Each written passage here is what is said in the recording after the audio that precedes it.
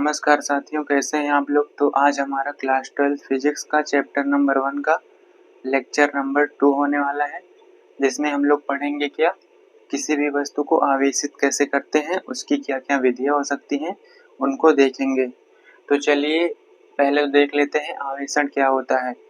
किसी भी वस्तु को आवेशित करने की जो विधि होती है उसे ही आवेशन कहते हैं। तो इसमें देखिए, वस्तु को आवेशित करने की प्रक्रिया को, प्रोसेस को आवेशन कहते हैं। यह प्रक्रिया तब होती है जब वह किसी भी वस्तु में इलेक्ट्रॉनों की संख्या को घटाया या बढ़ाया जाता है। यह प्रक्रिया कब संपन्न होती है? जब हम किसी भी वस्तु को आवेशित कर रहे होते हैं और उस प्रक्रिया के दौरान क्या होता है, उस वस्तु में हम आवेशों को बढ़ा या घटा रहे होते हैं। तो क्या होता है, आगे देखिए, जिससे वस्तु में विद्युत आवेश उत्पन्न हो जाता है। आवेशों को बढ़ाने और घटाने से क्या हो जाता है, उसमें विद्युत आवेश उत्पन्न हो जाता है। वस्तु को आवेशित करने के लिए निम्नलिखित विधियां दी गई हैं। तो हमारे पहली विधि क्या है, संपर्क द्वारा आवेशन, चार्जिंग बाय कांटेक्ट। तो किसी वस्तु को किसी दूसरी वस्तु के संपर्क में जब लाया जाता है तो वो कैसे आवेशित होती है, इसकी विधि इसमें चर्चा की गई है कि ये कैसे किया जाता है। और दूसरी क्या है, प्रेरण द्वारा आवेशन, चार्जिंग बाय इंडक्शन। तो जो हमारा संपर्क द्वारा आवेशन है, इसमें भी दो विधियां हैं आवेशित करने की। पहली है घर्षण द्वारा आवेशन और दूसरी है चालन द्वारा आवेशन। तो चलिए पहले देख लेते हैं घर्षण द्वारा आवेशन किसे कहते हैं, ये कैसे होती है, इसकी प्रक्रिया क्या क्या है। Charging by friction. इस विधि में दो अलग अलग पदार्थों को आपस में रगड़ा जाता है। जैसे इस विधि में कहा गया है कि दो अलग अलग पदार्थ हैं, इनको आपस में जब हम रगड़ते हैं तो क्या होता है, रगड़ने से इलेक्ट्रॉन एक पदार्थ पर स्थानांतरित हो जाते हैं। तो इन दोनों वस्तु को, अलग अलग वस्तुएं हैं, इन दोनों को रगड़ने से एक वस्तु से दूसरी वस्तु पर इलेक्ट्रॉन चले जाते हैं, ट्रांसफर हो जाते हैं, जिससे एक पदार्थ धनात्मक और दूसरा पदार्थ ऋणात्मक हो जाता है। जब एक वस्तु से दूसरी वस्तु में इलेक्ट्रॉन जाएंगे, मान लीजिए ये वस्तु ए है और ये वस्तु बी है, इनको हम रगड़ते हैं तो इस वस्तु ए से वस्तु बी पर इलेक्ट्रॉन चले जाते हैं। तो वस्तु अपने आप क्या हो जाएगी, धनावेशित। और जिस वस्तु पर इलेक्ट्रॉन गए हैं, क्योंकि इलेक्ट्रॉन अपने आप में ऋणात्मक आवेश होता है, तो वो जिस वस्तु पर जाएगा वो वस्तु क्या हो जाएगी, ऋण आवेशित हो जाएगी अपने आप। और जिस वस्तु से निकलेगा वो वस्तु क्या हो जाएगी, धनावेशित। तो वही इसमें कहा गया है कि जिससे एक पदार्थ धनात्मक और दूसरा पदार्थ ऋणात्मक आवेशित हो जाता है। इसका उदाहरण क्या है, इसमें प्रक्रिया कैसे होती है, उदाहरण से समझिएगा। जब दो पदार्थ होते हैं, जैसे कि मान लीजिए कांच की छड़ है और ये रेशम का कपड़ा है, आप लोग इसको करके देखिएगा, ये होगा। तो कांच की छड़ और रेशम को कपड़े को आपस में जब हम रगड़ते हैं तो क्या होता है, जब एक दूसरे से उसको रगड़ते हैं तो क्या होता है, कांच की छड़ से इलेक्ट्रॉन रेशम के कपड़े में चले जाते हैं। जो हमारी कांच की छड़ होती है उससे इलेक्ट्रॉन क्या हो जाते हैं, रेशम के कपड़े पर ट्रांसफर हो जाते हैं, चले जाते हैं। तो इससे क्या हो जाता है, हमारा कांच की छड़ से इलेक्ट्रॉन निकले हैं तो क्या हो जाती है, धनावेशित। और जो हमारे किस पे इलेक्ट्रॉन गए हैं, रेशम के कपड़े पर, तो क्या हो जाएगी, ऋणावेशित। तो यही है इसका पूरा अर्थ क्या है, यही है। तो घर्षण द्वारा आवेशन आप लोगों को समझ में आ गया होगा। तो इससे जुड़े महत्वपूर्ण बिंदु देख लीजिए। ये बहुत इम्पोर्टेंट है कि कोई वस्तु, यह विधि केवल उन पदार्थों के लिए है। यह विधि कब काम करती है, किसी भी वस्तु को आवेशित करने की विधि हमारी कब काम करती है, कब नहीं। तो इसको देखिए कि यह विधि केवल उन पदार्थों के लिए उपयोगी है जो विद्युत रोधी हो। जो पदार्थ विद्युत का वाहन नहीं करते हैं, जो हमारे विद्युत के कुचालक होते हैं, जैसे कि रबड़, जिसमें विद्युत का प्रवाह नहीं हो पाता है, केवल ये विधि उन्हीं पर लागू हो सकती है, उन्हीं के लिए यह मेथड वैलिड है। तो विद्युत रोधियों जैसे कांच, रबर, प्लास्टिक इत्यादि। हमने यहाँ पर देखा था कांच की छड़ थी, उससे इलेक्ट्रॉन क्या हो रहे थे, रेशम के कपड़े पर जा रहे थे।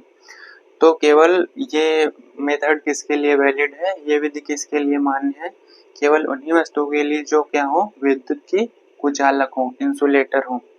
तो आगे देखिए, उदासीन वस्तु के बारे में भी कुछ हम लोग पॉइंट्स का चर्चा कर लेते हैं। उदासीन वस्तु क्या होती है, उदासीन वस्तु पर कोई आवेश नहीं होता।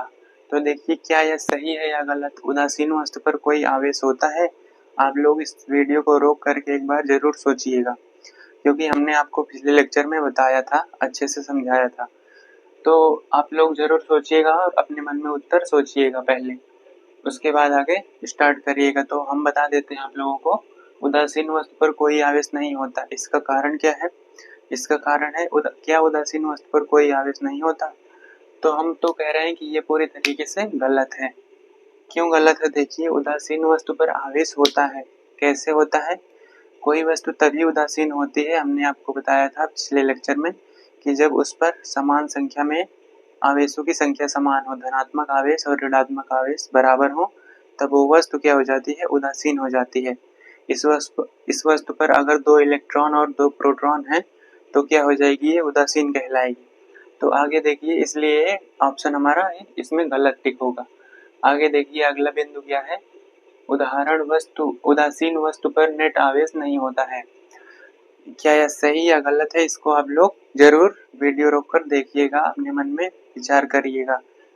तो उदासीन वस्तु पर नेट आवेश नहीं होता है। अब देखिए इसको, उदासीन वस्तु पर नेट आवेश होता है कि नहीं। जैसे कोई उदासीन वस्तु कब होती है? जब उस पर धनात्मक आवेश और ऋणात्मक आवेश दोनों बराबर होते हैं। तो मान लीजिए यह वस्तु है, इस पर हमारा धनात्मक आवेश और ऋणात्मक आवेश दो की संख्या में है, दोनों बराबर हैं।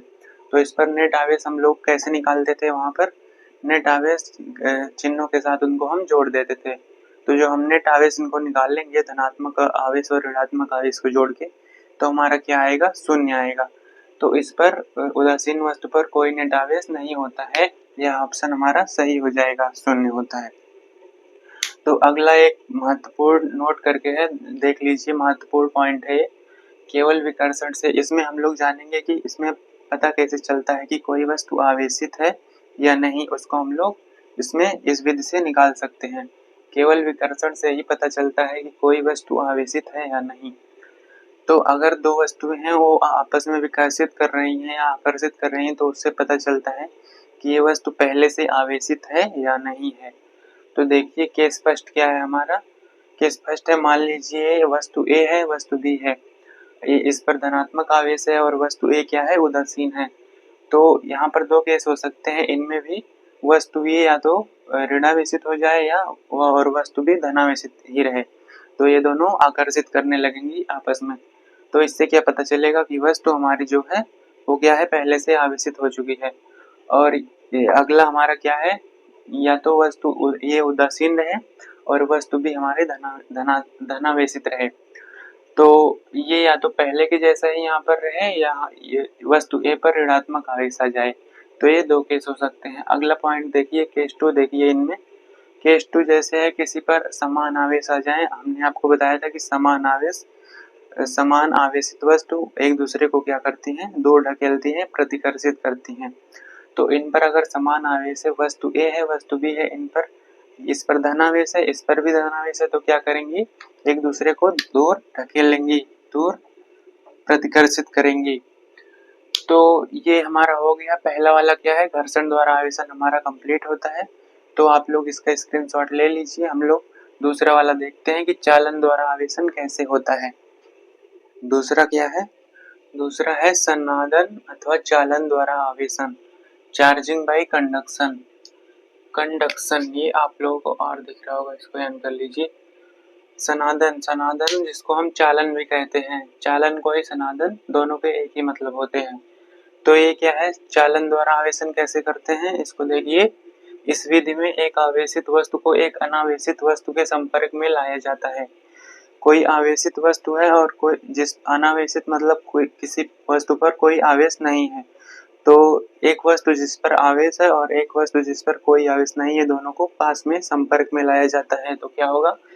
जिससे आवेश का स्थानांतरण होता है, जिस वस्तु पर आवेश है और जिस वस्तु पर आवेश है उससे, और जिस वस्तु पर आवेश नहीं है उस पर आवेश का स्थानांतरण होता है। तो आगे क्या है? आगे इसकी प्रक्रिया है, कैसे होती है देख लीजिए। मान लीजिए एक धातु की छड़ आवेशित है और एक ऋणात्मक वस्तु जैसे रबड़ की छड़ को इसके संपर्क में लाया जाता है। कोई धातु की छड़ है, कोई मेटल की छड़ है, वो क्या है? वो हमारी आवेशित है और उसको हम क्या करते हैं? एक ऋणात्मक आवेशित वस्तु जो कि कांच की छड़ भी हो सकती है, उसके रबड़ की छड़ या कांच की छड़ उसके पास में लाते हैं तो को इसके संपर्क में लाया जाता है। तो क्या होता है, देखिए संपर्क में लाने पर क्या होता है, संपर्क होने पर ऋणात्मक आवेश यानी कि इलेक्ट्रॉन आवेशित वस्तु से धातु की छड़ में स्थानांतरित हो जाता है। तो जो हमारा इलेक्ट्रॉन होता है ऋणावेशित आवेश होता है, वो क्या होता है, वो ऋणात्मक जो है हमारा क्या है, ऋणात्मक आवेशित वस्तु से वो किसमें स्थानांतरित हो जाता है, किसमें चला जाता है, हम धातु की छड़ में चला जाता है। तो जो हमारा क्या होता है, ये ऋणात्मक आवेशित वस्तु पर जो आवेश होता है, ऋणात्मक आवेश होता है, जो इलेक्ट्रॉन होता है, वो धातु की छड़ पर स्थानांतरित हो जाता है। आगे क्या है, आगे है इसके परिणाम स्वरूप क्या होता है, धातु की छड़ भी ऋणात्मक आवेशित हो जाती है। इसके परिणाम स्वरूप क्या होता है, इसके सॉल्यूशन में या इसके कह सकते हैं लास्ट में क्या होता है, परिणाम क्या निकलता है, इसका रिजल्ट क्या निकलता है, तो धातु की छड़ भी ऋणात्मक आवेशित हो जाती है। पहले हमारा क्या था, पहले एक मेटल था जो कि हमारी क्या थी, धनावेशित थी, और एक ऋणात्मक आवेशित वस्तु थी, कोई भी वस्तु मान सकते हैं आप जो ऋणात्मक आवेशित हो। तो इन दोनों को जब संपर्क में लाते हैं तो क्या होगा, जो हमारी ऋणात्मक आवेशित वस्तु थी वो इसको धातु की छड़ को भी ऋणात्मक आवेशित कर देती है। तो आगे क्या है, आगे उदाहरण देख लेते हैं एक शॉर्ट में एग्जांपल, ऐसे इससे आप लोगों को और बेटर समझ में आएगा। ये क्या है, आवेशित गोला है एक, और ये उदासीन वस्तु है। ये आवेशित वस्तु है और ये क्या है, उदासीन वस्तु है। ये गोला है एक, इस पर क्या है, ऋणावेश है। तो ये वस्तु 2 है, इस पर कोई आवेश नहीं है, इसका मतलब है ये उदासीन है। तो इन दोनों वस्तुओं को जब चालक तार द्वारा जोड़ा जाता है तो क्या होता है, जब चालक तार द्वारा जोड़ा जाता है तो देखिए आवेशित वस्तु से जो कि ऋणात्मक आवेशित है उससे हमारा उदासीन वस्तु में आवेश चले जाते हैं। किसके माध्यम से, चालक तार के माध्यम से, उससे होते हुए आवेश किस में चले जाते हैं, उदासीन वस्तु में। तो यहाँ पर देखिए बनाया गया है, इसका विभव 1 है, इसका विभव 2 है, और दोनों पर जब तक समान आवेश नहीं आ जाते तब तक क्या होता है, आवेशों का स्थानांतरण होता रहता है। समान आवेश जब आ जाएंगे तो दोनों का क्या हो जाएगा, जब तक दोनों का विभव बराबर नहीं हो जाता तब तक क्या होता है, आवेश एक वस्तु से दूसरी वस्तु पर जाते रहते हैं। जब दोनों वस्तुओं पर हमारे आवेश बराबर की मात्रा में हो जाते हैं तो क्या होता है, इन दोनों का विभव बराबर हो जाता है, तो इन दोनों का विभवांतर शून्य हो जाता है। विभव में कोई अंतर नहीं रह जाता, इनके चार्ज में कोई डिफरेंस नहीं रह जाता। तो क्या होता है, हमारी वस्तुएं क्या हो जाती हैं, इनको हम चालन द्वारा आवेशन, ये इसका उदाहरण हो जाती हैं। तो इसका हम एक परिभाषा और बना सकते हैं जो आप अपनी कॉपी में लिख लीजिए कि जब हम आवेशित वस्तु को उदासीन वस्तु के पास में लाते हैं तो क्या होता है, इनको चालक तार के, जब आवेशित वस्तु को एक चालक तार के द्वारा उदासीन वस्तु से जोड़ते हैं तो क्या होता है, हमारा जो आवेशित वस्तु से आवेश हमारे उदासीन वस्तु पर चले जाते हैं। इसको ही हम लोग क्या कहते हैं, चालन द्वारा आवेशन कहते हैं। और जब तक हमारा विभव का मान जब तक विभवांतर का मान शून्य नहीं हो जाता तब तक क्या होता है, वस्तु 1 पे से वस्तु 2 पर हमारा आवेश का स्थानांतरण, आवेश जाता रहता है, एक वस्तु से, पहली वस्तु से दूसरी वस्तु पर। अगला हमारा नोट में क्या है, नोट में देखिए पॉइंट है, यदि 2 वस्तुएं बिल्कुल एक समान हो अर्थात उनकी आकृति और आकार समान हो, जैसे इसी प्रकार की 2 वस्तुएं हैं, जैसे ये है और ये है, तो ये दोनों बिल्कुल समान हैं। तो ये इनके रंग मत देखिए, तो ये दोनों बिल्कुल एक समान है, इनका रंग भी देख लीजिए। हाँ, तो इनका रंग रूप आकृति मान लीजिए ये दोनों बिल्कुल एक समान है साइज में और मैटर में। तो क्या होगा, इनका हमारा तो इन पर हम बिल्कुल एक समान आवेश हो तो उनकी आकृति समान हो तो उन्हें एक समान रूप से आवेश का वितरण होता है। जैसे 2 वस्तुएं हैं, ये बिल्कुल समान है, दिखने में बिल्कुल सेम टू सेम है। जैसे हीरो होते थे ना मूवी में, हम शक्ल एकदम, तो डबल रोल करके मूवी बनाते थे ना, तो वही होता है कि बिल्कुल समान हो जब हमारी 2 वस्तुएं तो इन पर आवेश का समान रूप से वितरण होता है। तो इन दोनों वस्तुओं में समान रूप से आवेश का वितरण होगा। इसका मतलब है जो आवेश इस पर होगा वही आवेश इस पर होगा। तो आगे देखिए एग्जाम्पल है, ये दोनों वस्तुएं, इनको चालक तार के माध्यम से जोड़ा गया है तो इन पर क्या होगा, अगर ये दोनों सेम टू सेम है, एकदम दिखने में हूबहू है, बराबर है, मैथ की भाषा में आप लोग कहते हैं कांगुरेंट है, सर्वांगसम है, तो क्या होगा, इनका आवेश का एक समान वितरण होगा इन पे। तो इसका सूत्र कैसे है, देखिए, अगर किसी वस्तु पे हमको एक समान आवेश का वितरण करना हो, जैसे दो वस्तुएं दी गई हैं, वो बिल्कुल सेम टू सेम है, दिखने में हूबहू है, और उन पे बोला गया है कि इतना आवेश है, उन पे मान लीजिए कुछ आवेश बोला गया है। तो अगर बोल दिया गया है कि दोनों वस्तुओं को हम एक समान रूप से वितरित, दोनों वस्तु पे जो आवेश है उनको एक समान रूप से कैसे वितरित करेंगे, तो ये कैसे होगा, देखिए, इसका सूत्र है Q1 प्लस Q2 बाई 2। तो हमारा जो Q1 पहली वस्तु पर जो आवेश होता है और दूसरी वस्तु पर जो आवेश होता है, उनको चिन्हों के साथ जोड़ के उनका आधा कर दिया जाता है, तो क्या हो जाता है, हमारा उसका सूत्र बन जाता है, आवेशों का एक समान वितरण हमारा आ जाता है कि पहली वस्तु पर क्या आवेश होगी और दूसरी, क्योंकि जो पहली वस्तु पर जो आवेश होगा वही दूसरी वस्तु पर भी होगा, तो इसलिए ये सूत्र हमारा यहाँ पर वैलिड हो जाता है। तो क्वेश्चन भी लिए हैं इससे रिलेटेड, आप लोग देख लीजिए कि जो दो वस्तुएं हैं बिल्कुल समान, दो गोले हैं, इन पर +4 कूलाम आवेश है, -8 कूलाम आवेश है।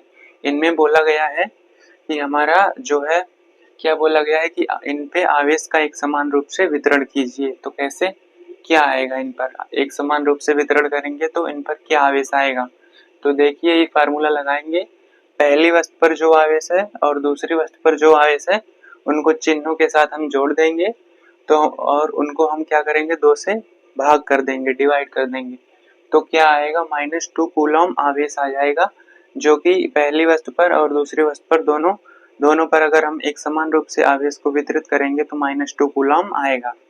तो आगे महत्वपूर्ण बिंदु है इससे जुड़े हुए, जो कि आप लोगों को ध्यान में रखना है कि कब चालन द्वारा आवेशन कब कब हो सकता है हमारा, कब मान्य है और कब नहीं है। तो देखिए, इस विधि में दोनों वस्तुएं एक ही प्रकार का आवेश प्राप्त करती हैं, ये बात सही है, क्योंकि इस विधि में जो पहली वस्तु पर जो आवेश होता है वही दूसरी वस्तु पर भी उसके द्वारा वो आवेशित हो जाती है। मान लीजिए पहली वस्तु पर धनावेश है, तो अगर दूसरी वस्तु को इसके संपर्क में लाएंगे चालन द्वारा, तो क्या होगा, ये भी धनावेशित हो जाएगी, वही इसमें कहा गया है। दूसरा पॉइंट क्या है, आवेश का बंटवारा दोनों वस्तुओं के बीच होता है, आवेश का बंटवारा दोनों वस्तुओं के बीच एक समान रूप से होता है, तो जिससे मूल आवेशित वस्तु का आवेश कम हो सकता है, जिससे हमारा क्या होगा, जो मूल में आवेशित, जो पहले से आवेशित वस्तु है उसका आवेश कम भी हो सकता है, किसी किसी केस में ऐसा देखने को मिल सकता है।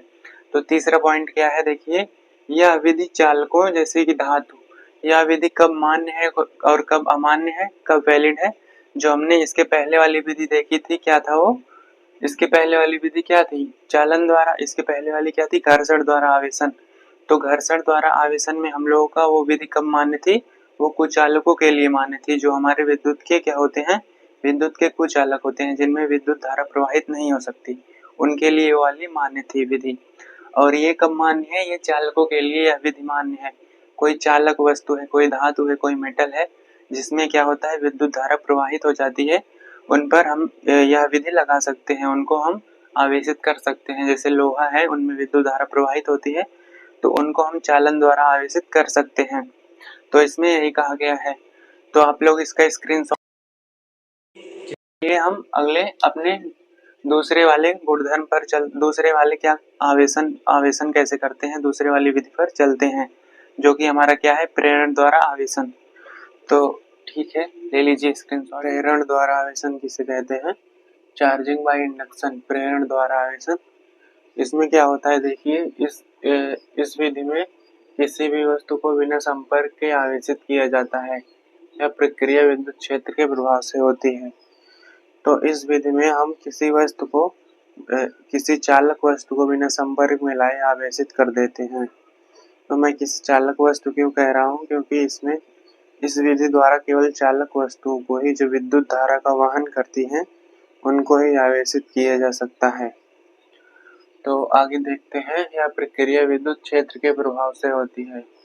तो जो हमारी यह प्रक्रिया है वो विद्युत क्षेत्र के प्रभाव से होती है, क्योंकि कोई भी वस्तु होती है, किसी न किसी वस्तु का, कोई भी चालक वस्तु हो, उसका कोई न कोई विद्युत क्षेत्र होता है। तो उस विद्युत क्षेत्र में आप किसी चीज को लाते हैं तो विद्युत क्षेत्र का अनुभव करता है। तो इसलिए कह रहा है कि यह प्रक्रिया विद्युत क्षेत्र के प्रभाव से होती है। चलिए देखते हैं इसकी प्रक्रिया कैसे होती है, इसको स्टेप बाय स्टेप समझते हैं। तो पहला स्टेप हमारा देखिए क्या है कि हम एक उदासीन गोला लेते हैं और उस पर एक कुचालक स्टैंड।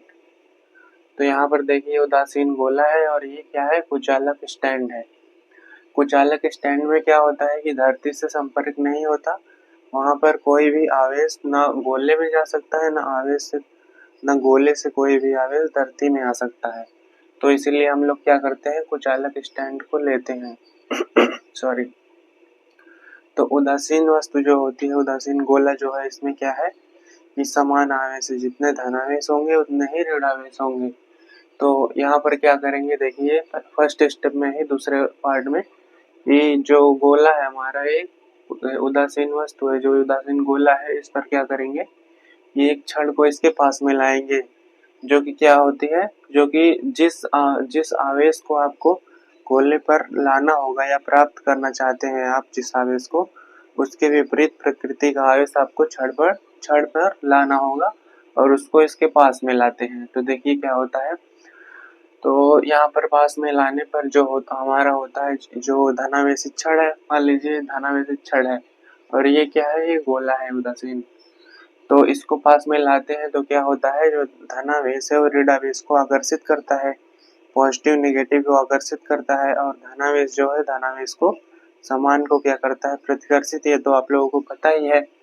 तो उसी से हमारा क्या हो जाता है, जो ऋणावेश है वो छड़ के पास वाले छोर पर आ जाता है पूरा, और जो धनावेश है वो छड़ के दूर वाले छोर पर चला जाता है।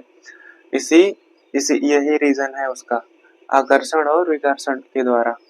तो सेकेंड स्टेप में क्या होता है देखिए, जब हमारा धनावेश और ऋणावेश पूरी तरीके से अलग हो जाता है उदासीन गोले पर, तो जो छड़ होती है वो उसको हम पास में रखे ही रहते हैं, और इस उदासीन गोले से हम एक धरती में क्या करते हैं, हम भूसंपर्कित कर देते हैं, एक तार के माध्यम से या किसी माध्यम से इस गोले को क्या कर देते हैं, भूसंपर्कित कर देते हैं। भूसंपर्कित किसे कहते हैं, अर्थिंग। आप लोगों ने या देखा होगा अपने घरों में, या अब तो नहीं होता है वो सब अर्थिंग, लेकिन देखिए यहाँ पर इसको धरती में हम लोग क्या कर देते हैं, किसी चालक के माध्यम से भूसंपर्कित कर देते हैं। इससे क्या होता है, धरती से जोड़ देते हैं। तो इससे क्या होता है, धनावेश धरती में चला जाता है, जो इधर वाला हमारा धनावेश है वो धरती में चला जाता है।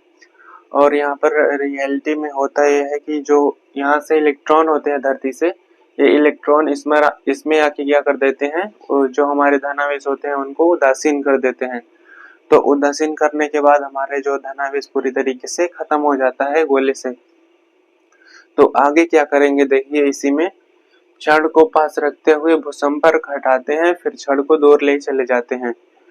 तो यहाँ पर इस छड़ को जो धनावेशी छड़ थी, इसको पास में रखते हुए गोले के हम लोग क्या करते हैं, भूसंपर्क को हटा देते हैं। जब ये पूरा हमारा उदासीन हो जाता है धनावेश, तो यहाँ पर केवल ऋणावेश बचता है, इलेक्ट्रॉन इसको आगे क्या कर देता है, उदासीन।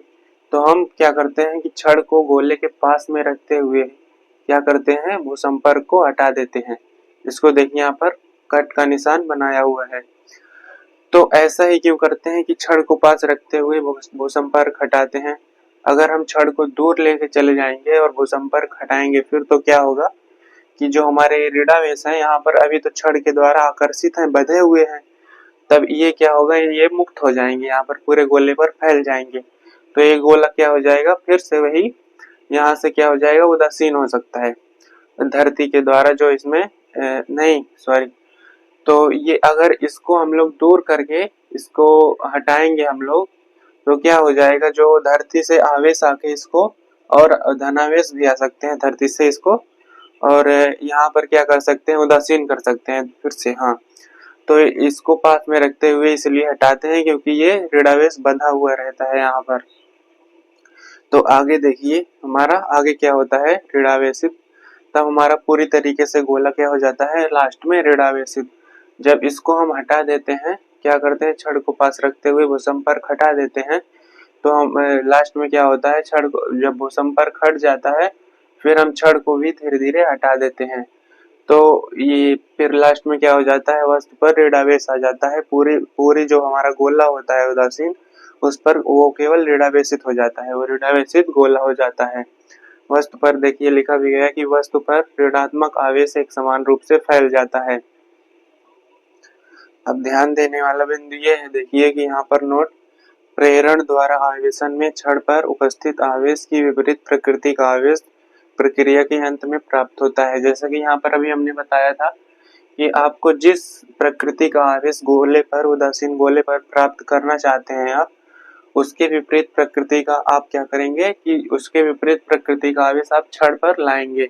अगर यहाँ पर गोले पर आप प्रक्रिया के अंत में ऋणावेश प्राप्त करना चाहते हैं तो या छड़ पर क्या करेंगे, आप धनावेश लाएंगे। अगर आप प्रक्रिया के अंत में यहाँ पर गोले पर धनावेश प्राप्त करना चाहते हैं उदासीन गोले पर, तो यहाँ पर क्या करेंगे, छड़ पर ऋणावेश लाएंगे। तभी अगर ऋणावेश लाएंगे तो धनावेश क्या करेगा, इधर इधर आ जाएगा इस छोर पर, और ऋणावेश इस छोर पर चला जाएगा। फिर जब संपर्कित करेंगे, धरती के द्वारा संपर्क में लाएंगे किसी न किसी माध्यम से, चालक माध्यम से, तो क्या होगा, यहाँ पर देखिए जो हमारा इधर इधर धनावेश चला जाएगा और इधर ऋणावेश आ जाएगा। तो इसमें धरती से धनावेश आके इसको क्या कर देते हैं, उदासीन कर देते हैं। तो फिर ऐसे प्रक्रिया होती है, इसको पास में रखते हुए छड़ को वो संपर्क हटा देंगे, फिर लास्ट में हमारा क्या हो जाता है, धनावेशित। तो यही प्रक्रिया सेम टू सेम होती है धनावेश भी लाने के लिए।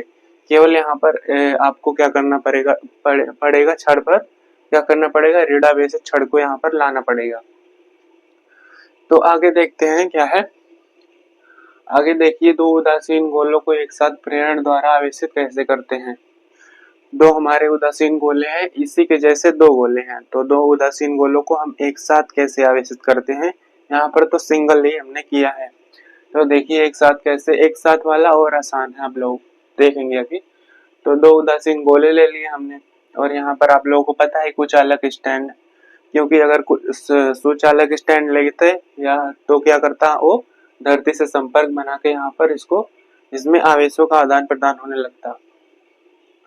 तो दो उदासीन गोले हैं जिस पर कि समान धनावेश और समान ऋणावेश होते हैं, आप लोगों को पता है।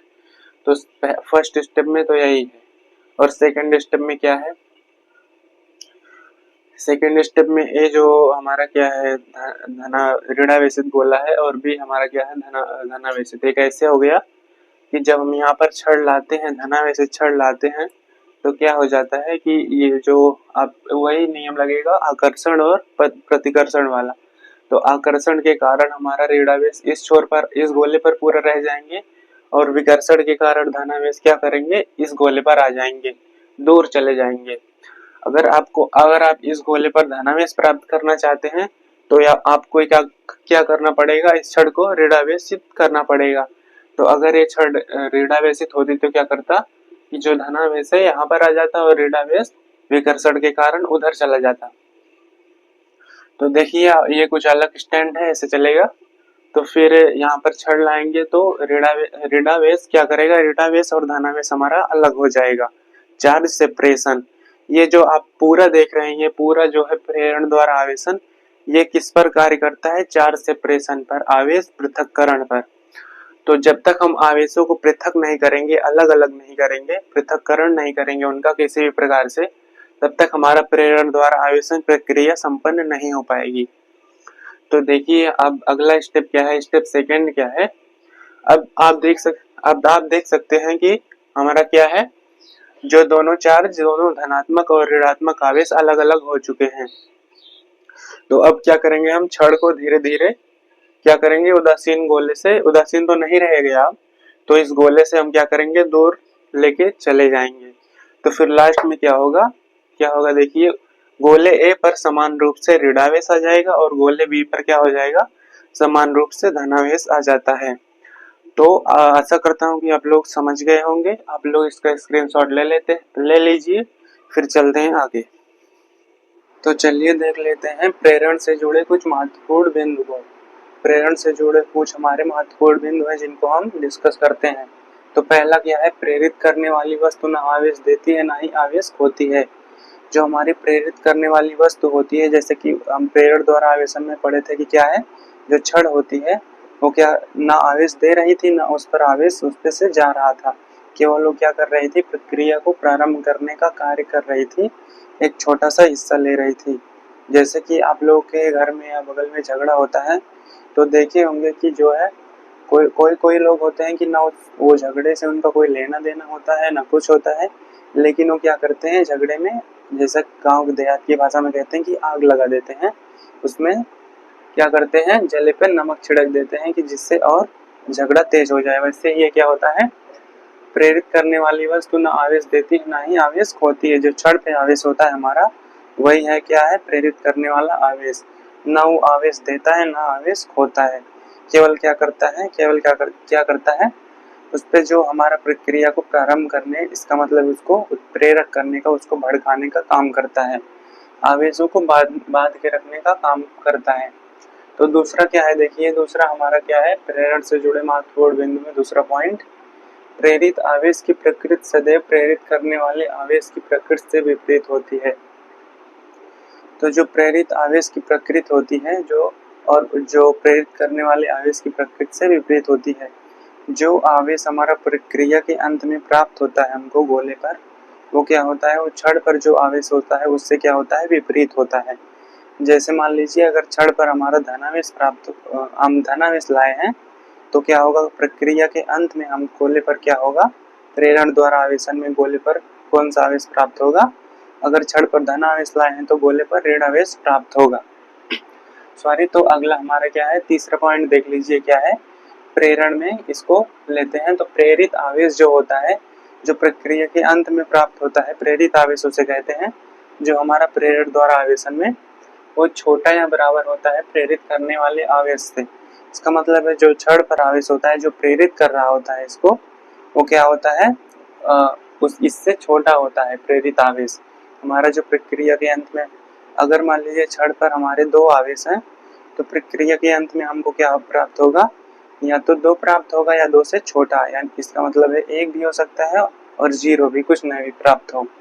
तो ये समझने के लिए हम लोगों ने एग्जाम्पल लिया था। आगे क्या है, परंतु प्रेरित आवेश कभी भी प्रेरित करने वाले आवेश से ज्यादा नहीं हो सकता।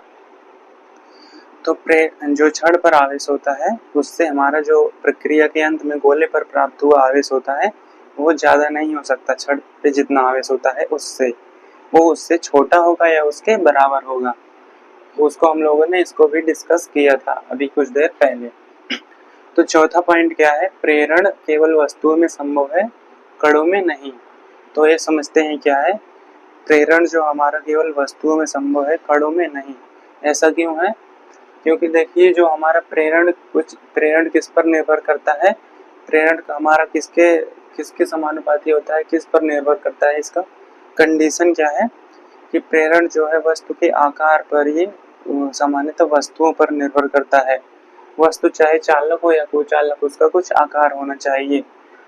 तो प्रेरण कणों पर निर्भर नहीं करता, प्रेरण हमारे कुछ न कुछ वस्तुओं पर निर्भर करता है। तो इसीलिए क्या होता है, प्रेरण केवल वस्तुओं में संभव है, न कि कणों में। कण केवल अकेले ही प्रेरण नहीं कर सकते, कणों को हमारा सामूहिक रूप में होना जरूरी है, तभी प्रेरण हो पाता है। कण जब किसी वस्तु में मौजूद होते हैं, इकट्ठा होते हैं बहुत सारी संख्या में, तो क्या गति करते रहते हैं, तो क्या होता है, हमारा प्रेरण होता है। चाहे वो वस्तु चालक हो या कुचालक, वो डिपेंड करता है कि हमारा क्या है, आवेशन की विधि कौन सी है। तो रिलेटेड क्वेश्चन इससे देख लीजिए क्या है, जब किसी वस्तु को आवेशित किया जाता है तो उसका द्रव्यमान क्या होता है, बढ़ता है, घटता है, अचर रहता है, बढ़ या घट सकता है। जब हम किसी वस्तु को आवेशित करते हैं तो उसका द्रव्यमान बढ़ता है, इसका मतलब है जब आवेशित वस्तु हो जाती है तो उसका द्रव्यमान बढ़ जाता है, कि उसका द्रव्यमान घट जाता है, कि क्या होता है, उसका द्रव्यमान अचर रहता है। इसका मतलब है क्या है, उसका द्रव्यमान ना तो बढ़ता है ना ही घटता है।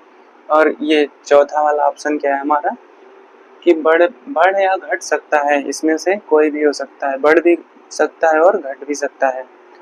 तो आप लोग इसको करके ले आइएगा, इसको हम लोग क्या करेंगे, अगले लेक्चर में इसको डिस्कशन करेंगे। आप लोग इसको सोच समझ कर ले आइएगा कि देखिए आप लोग कि इसका उत्तर क्या आता है, खोजबीन करके आप लोग इसका उत्तर ले आइएगा। तो इसका हम लोग क्या करेंगे, अगली क्लास में डिस्कशन कर लेंगे। तो हमारा जो पिछली क्लास में हमने एक क्वेश्चन आप लोगों को ध्यान होगा छोड़ा था आवेश की संकल्पना से रिलेटेड, वो क्या था, हमने आपको कहा था कि अगले लेक्चर में डिस्कस करेंगे वही देखिए, आप लोगों ने, आशा करता हूँ कि आप लोग किए होंगे इस क्वेश्चन को। तो देखिए क्या था वो क्वेश्चन, प्रोटॉन के आधार पर आवेश की संकल्पना क्यों नहीं दी जाती है। तो जो हमारी आवेश की संकल्पना है वो प्रोटॉन के आधार पर क्यों नहीं दी जाती। उसमें आप लोग पढ़े, पिछले लेक्चर में हमने पढ़ा था क्या कि इलेक्ट्रॉन के आधार पर ही आवेश की संकल्पना दी गई थी। तो हम ऐसा कारण ये जानते हैं कि प्रोटॉन के आधार पर क्यों नहीं दी जाती, वो भी तो आवेश है, धनात्मक आवेश है। तो देखिए इसका पहला कारण क्या है, नाभिकीय बल के कारण प्रोटॉन का निकलना असंभव है। तो जो हमारे नाभिक होते हैं उसमें से जो हमारा परमाणु होता है उसमें क्या होता है, नाभिकीय बल लगा हुआ होता है। एक नाभिक होता है, नाभिक में क्या होता है, प्रोटॉन और न्यूट्रॉन होते हैं और इलेक्ट्रॉन चारों तरफ कक्षा के चक्कर काट रहा होता है परमाणु के। ये तो आप लोगों को पता ही होगा पिछली कक्षाओं से। तो नाभिकीय बल जो हमारा, जब प्रोटॉन जो हमारा होता है नाभिक में होता है तो उस पर क्या होता है, नाभिकीय बल कार्य करता है। तो उसी नाभिकीय बल के कारण हमारा प्रोटॉन को नाभिक से निकलना बहुत मुश्किल हो जाता है। तो इस पहला तो रीज़न ये हो सकता है। और दूसरा कारण क्या है कि जो हमारा प्रोटॉन का द्रव्यमान होता है, मास ऑफ प्रोटॉन होता है, वो लगभग क्या होता है, इलेक्ट्रॉन के द्रव्यमान में, मास ऑफ इलेक्ट्रॉन में, इलेक्ट्रॉन के द्रव्यमान में जब हम 1837 का गुणा करते हैं तब जाके लगभग हमारा क्या किसके बराबर आ पाता है, प्रोटॉन के द्रव्यमान के। तो दूसरा एक कारण हो सकता है कि क्या होता है, जो हमारा क्या होता है, प्रोटॉन का द्रव्यमान जो होता है वो इलेक्ट्रॉन के द्रव्यमान से क्या कहते हैं कि ज़्यादा होता है, 1837 गुना। क्योंकि जब हम इलेक्ट्रॉन के द्रव्यमान में 1837 का गुना करेंगे तब जाके कहीं ना कहीं हमारा प्रोटॉन के द्रव्यमान के बराबर आ पाता है। तो आप लोगों को, आशा करता हूँ कि आप लोग समझ पाए होंगे ये पूरा लेक्चर। मिलते हैं अगले लेक्चर में, आप लोग स्क्रीनशॉट ले सकते हैं। धन्यवाद।